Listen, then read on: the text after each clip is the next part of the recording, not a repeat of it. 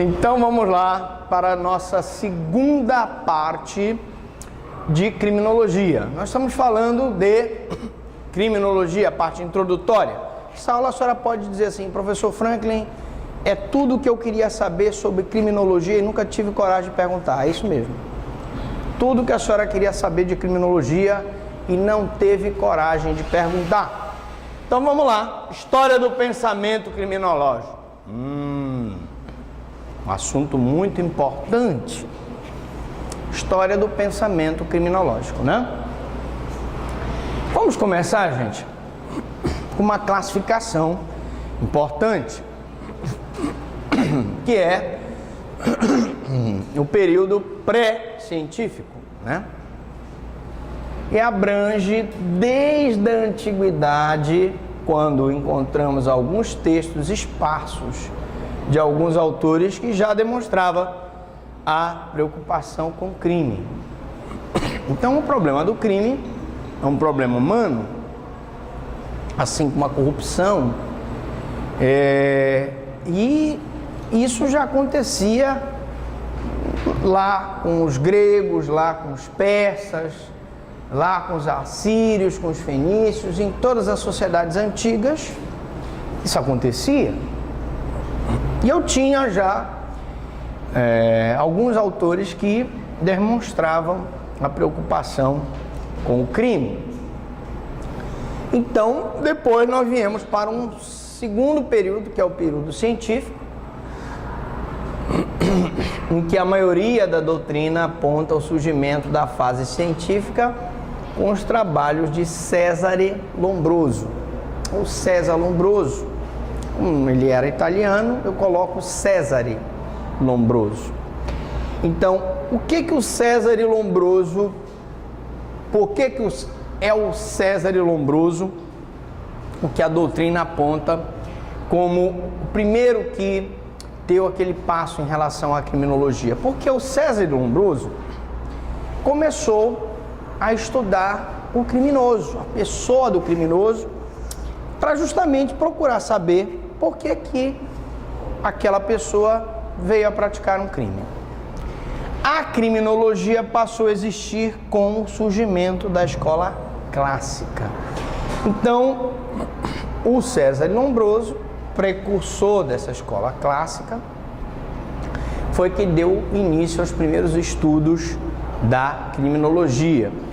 No exercício que nós vamos passar para vocês, existem algumas perguntas relacionadas à escola clássica, à escola positiva, ao Cesare Lombroso, ao Enrico Ferri, etc. Tá? Vamos lá. Então, gente, nós vamos agora falar do período humanitário. O período humanitário, e aí por volta de 1750, onde o Cesare Beccaria expôs magistralmente as ideias fundamentais do iluminismo. Então nós temos aí aquelas ideias iluministas da limitação do poder absolutista, né? De uma sociedade em que tivesse liberdade, igualdade e fraternidade, né?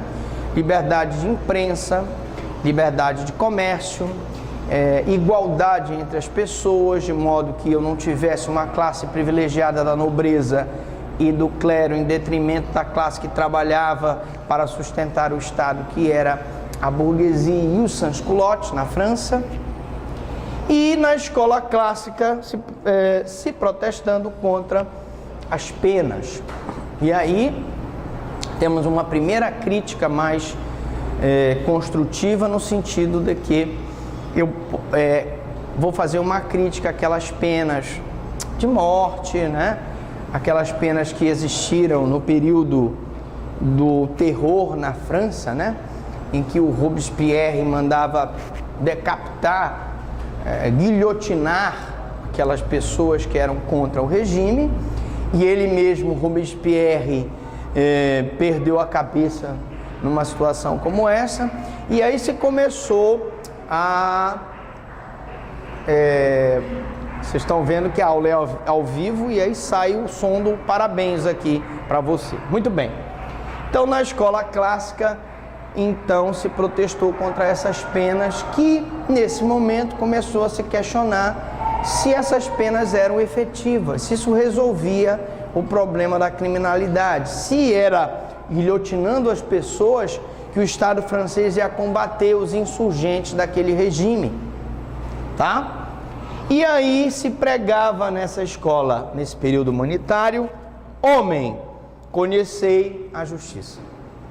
Homem, conhecei a justiça. Em 1850, marca-se o início do período científico ou criminológico. Vejam, essa data é mais uma data, vamos dizer assim, representativa, tá? Não tem uma certeza absoluta desta data, mas uma data representativa, 1850, em que o César Lombroso, pai da biologia criminal, considerou o crime como uma manifestação da personalidade humana e produto de várias causas. E aí, gente, só para relembrá-los, o Lombroso criou a tese da regressão atávica. Alguém sabe aqui o que é a tese da regressão atávica? Ninguém sabe? Gente, a tese da regressão atávica, no livro do Lombroso, ele tenta explicar que alguns tipos que têm orelha grande, cara comprida, queixo protuberante, nariz grande, né? O que mais? Hein? Pouca barba. Seriam predispostos à criminalidade. Essa era a tese dele, tá? Ele achava que aqueles elementos já trariam traços biológicos para que os fariam praticar crimes, tá? Evidentemente que essa tese foi ao longo dos anos sendo combatida. Não é porque a pessoa tem a orelha grande ou a pessoa tem o queixo protuberante, porque ela tem pouca barba ou nariz comprido, que ela vai praticar crimes. Mas foi um primeiro momento em que alguém se predispôs a estudar as razões da criminalidade, né? Então, se pregava no período científico ou criminológico o seguinte: justiça, conhecei o homem. Vamos fazer silêncio porque a aula é ao vivo e capta o som da sala. Em seu livro O Homem Delinquente, que é o livro do Lombroso, o Lombroso estudou o criminoso e os prováveis motivos que o levavam a cometer crimes. E nessa tese da regressão atávica, ele achava que os prováveis motivos eram eminentemente biológicos, como se o criminoso já trouxesse em si, dentro do seu gene, do seu DNA, os motivos pelos quais ele viria a cometer crime. Bom, as escolas, né? Então eu tenho a escola clássica, que é o surgimento da criminologia, e tenho então a escola positiva, que apresenta duas direções. A primeira direção é a antropologia de Lombroso, e esse estudo do Lombroso, que pregava a tese da regressão atávica, achava que o criminoso já trazia em si traços antropológicos e biológicos que o levavam à prática do crime, e a sociologia de Ferri. Então veja, o Lombroso pregava que os traços biológicos fariam com que aquele criminoso viesse a praticar algum tipo de crime. E o Ferri dizia que era a influência da sociedade que fazia com que aquelas pessoas viessem a praticar crime. Então, basicamente, nós temos a escola clássica, que está situada no século XVIII, e aí eu tenho uma data aproximada de 1750.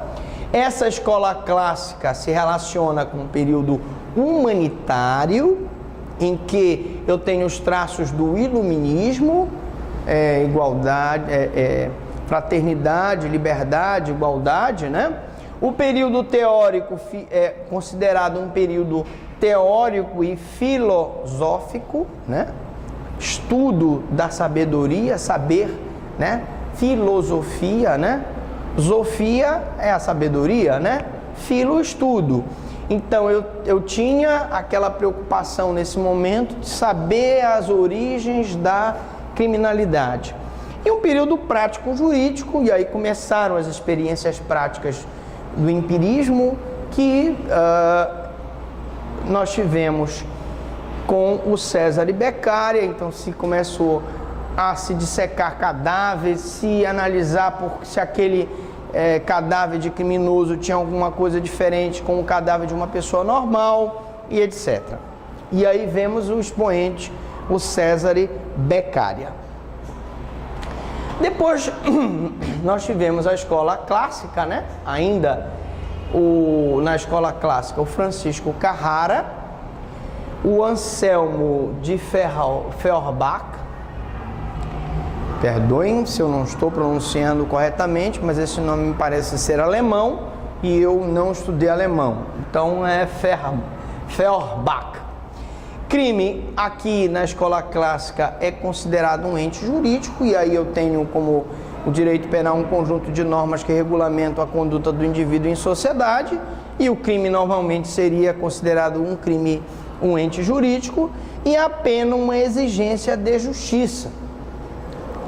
Num primeiro momento, a pena contra aquela pessoa que violou aquele conjunto de normas do Estado é uma exigência de justiça, cuja finalidade é a repressão e a infundir terror, pavor e castigo.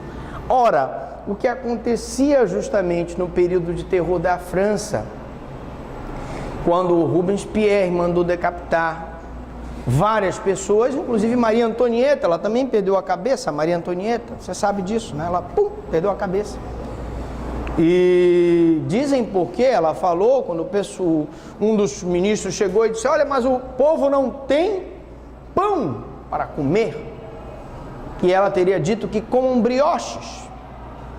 A desgraçada não se preocupava com o bem-estar daquela população, vivia na ostentação no castelo, e o povo que se lixasse. Esse é o nosso problema hoje. Nós criticamos ela, mas nós pensamos da mesma forma. Cada um de nós quer o bom para si, e o resto da sociedade que come um brioche. E não pode ser assim.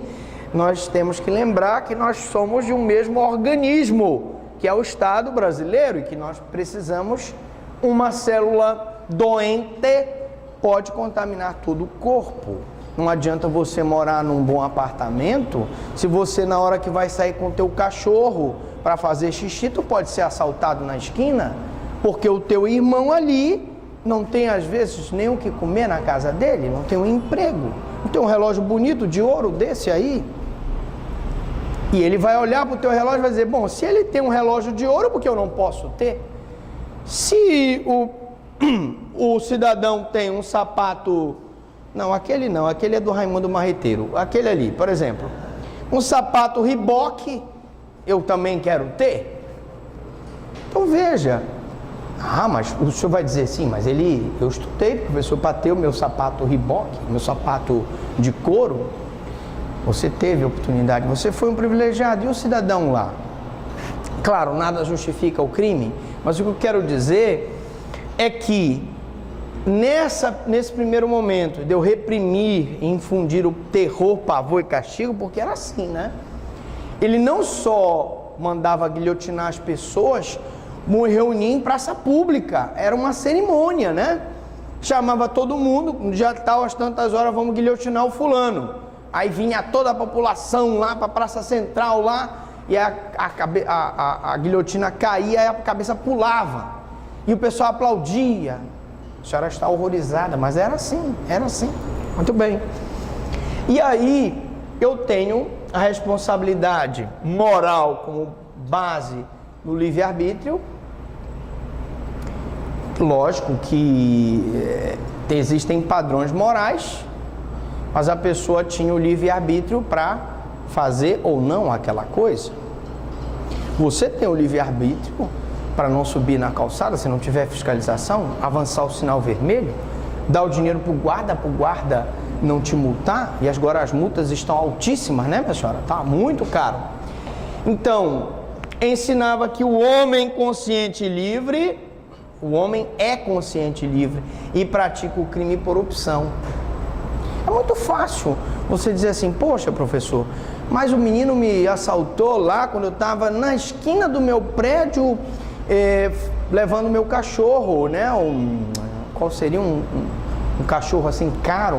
Seria um... Diga, a senhora entende de cachorro? Não entende, eu vi que não entende, né? Lá em casa o pessoal não tem cachorro, porque cachorro na casa basta eu de cachorro.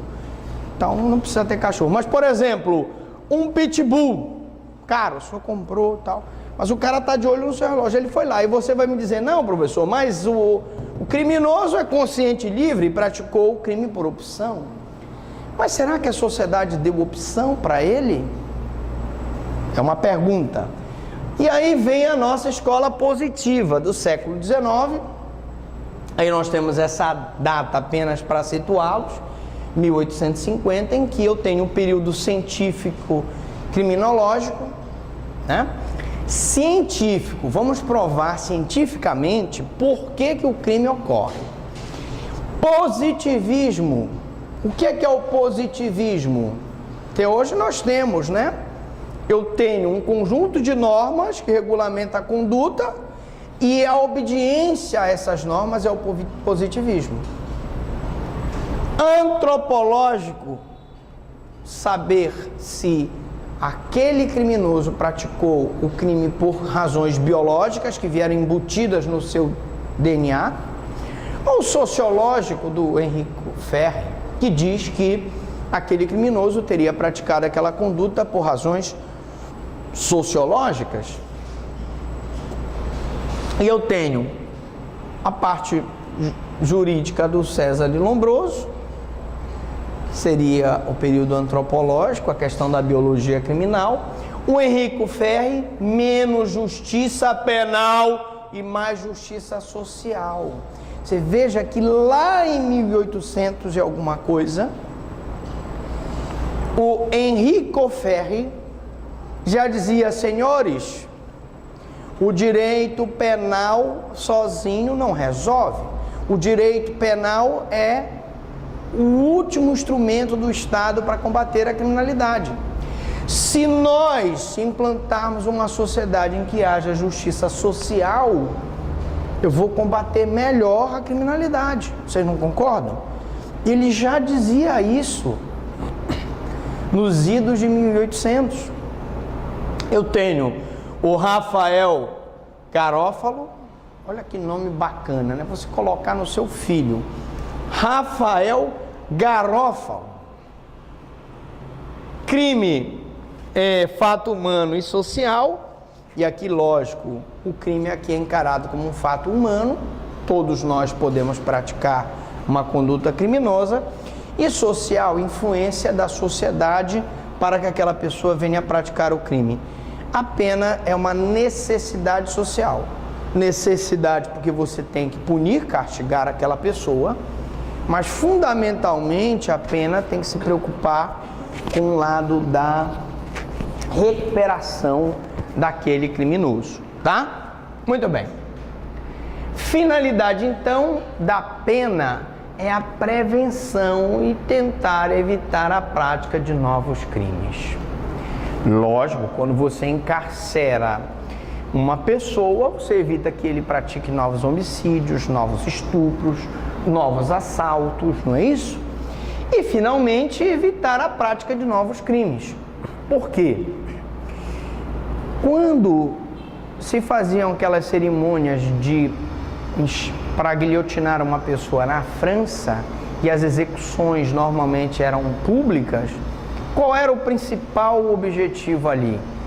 Impor o terror, não é isso?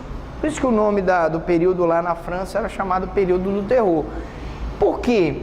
O cidadão olhava, via o outro ser decapitado e dizia: bom, se eu praticar essa conduta eu também serei decapitado. Então a prática, a evitar a prática de novos crimes. Uma pessoa que está presa, com certeza pensará 2, 3 vezes antes de praticar uma outra conduta criminosa. E o que está livre e vê a pessoa presa, com certeza também não vai querer estar no mesmo lugar. Responsabilidade social com base no determinismo.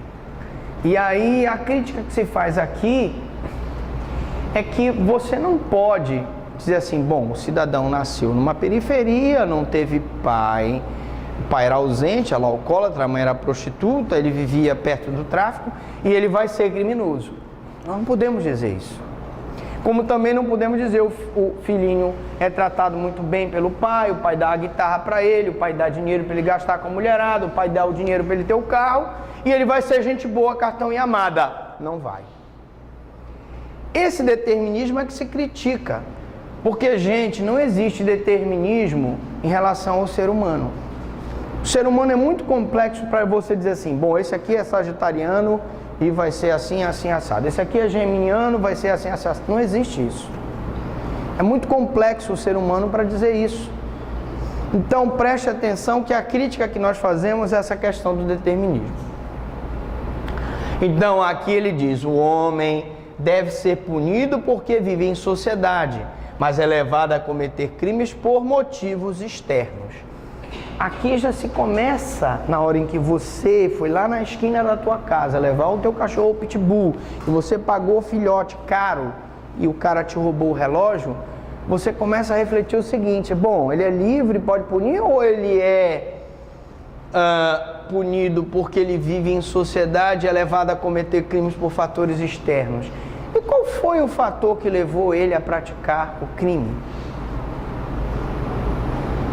Muitas pessoas explicam e dizem: bom, ele é um garoto de periferia, ele não tem acesso a um sapato Nike, um tênis Nike, a um relógio bonito, ele até escondeu o relógio, viu? Não quer que mostre, né? Uma camisa, sei lá, como é que tá, uma calça da Zump, né? Na minha época era a Zump que fazia sucesso, tal, né? Então, nós vivemos, gente, numa sociedade materialista, em que a mídia te joga. Você quer ter aquele celular de última geração, você quer ter aquele carro de última geração, você quer ter aquele tablet de última geração. E essas pessoas menos afortunadas, um dos motivos é esse. E outro é porque simplesmente ele vai assaltar, porque ele vai vender por menos da metade do preço o teu produto, o produto do crime, para poder ir para uma festa, para ele poder ir numa rave, poder ir numa balada, é isso? Lógico. Então, aí vem toda uma influência. Se tu tem uma cultura que estimula ele a trabalhar, se tu tem uma cultura que faz um juízo de censura em relação à droga, ao alcoolismo e à vagabundagem, tu pode ter um resultado melhor em relação à conduta dele em sociedade. Mas o que eu quero te dizer é que existem motivos externos para o crime.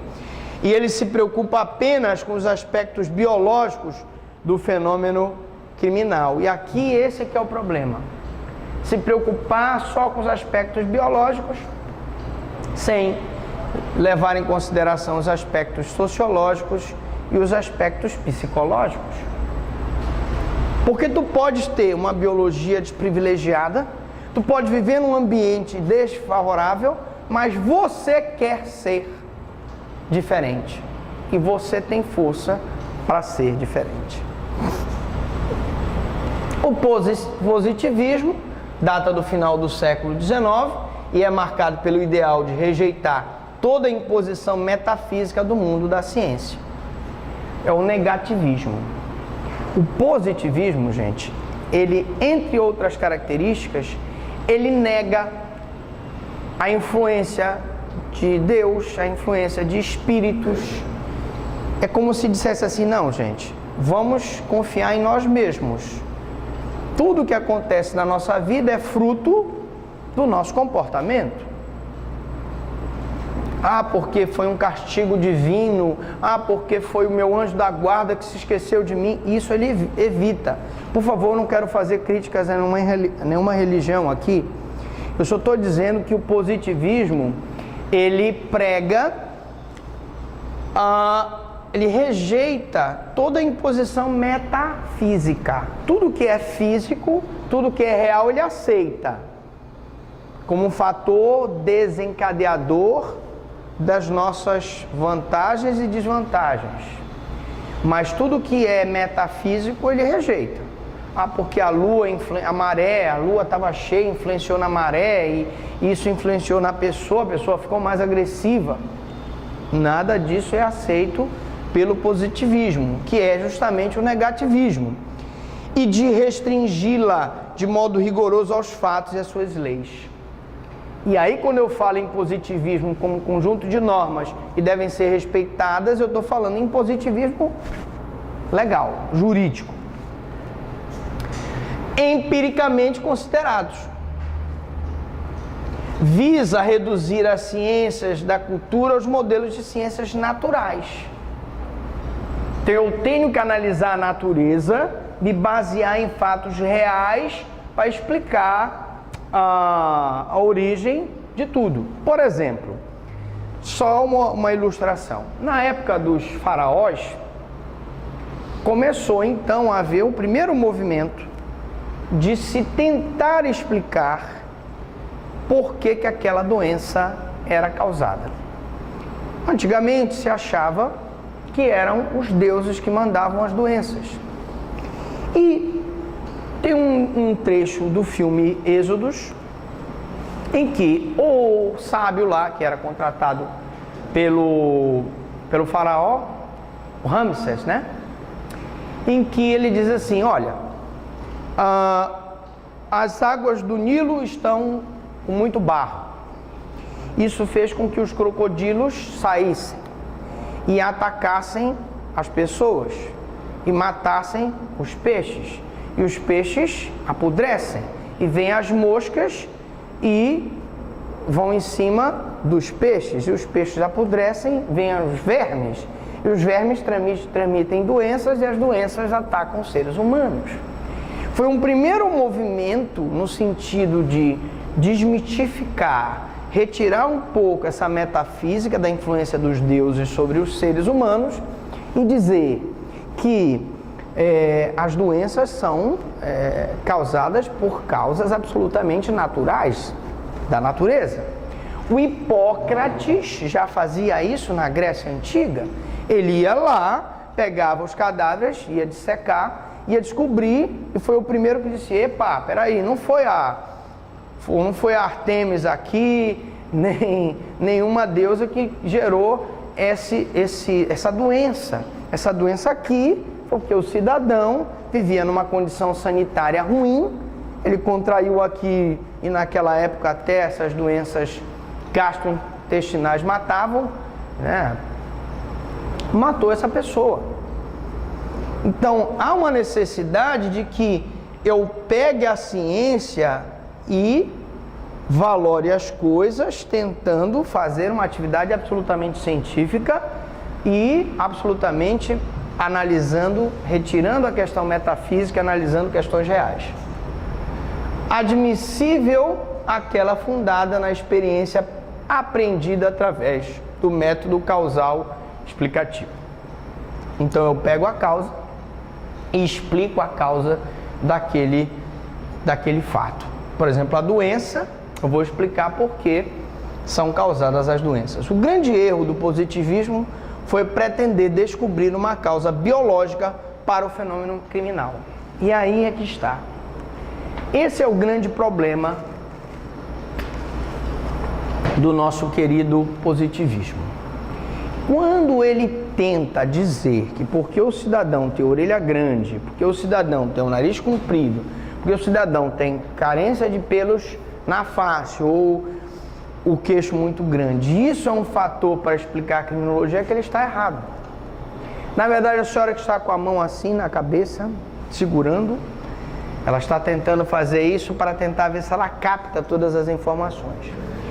A senhora tem que entender que o fenômeno criminal é muito complexo. Ele envolve questões biológicas, sim, mas relacionadas com fatores sociológicos do meio que influencia a pessoa, e relacionado a fatores psicológicos, que é a questão do determinismo pessoal, da personalidade de cada indivíduo, e cada um de nós tem uma personalidade diferente, e esse conjunto com mais alguns fatores externos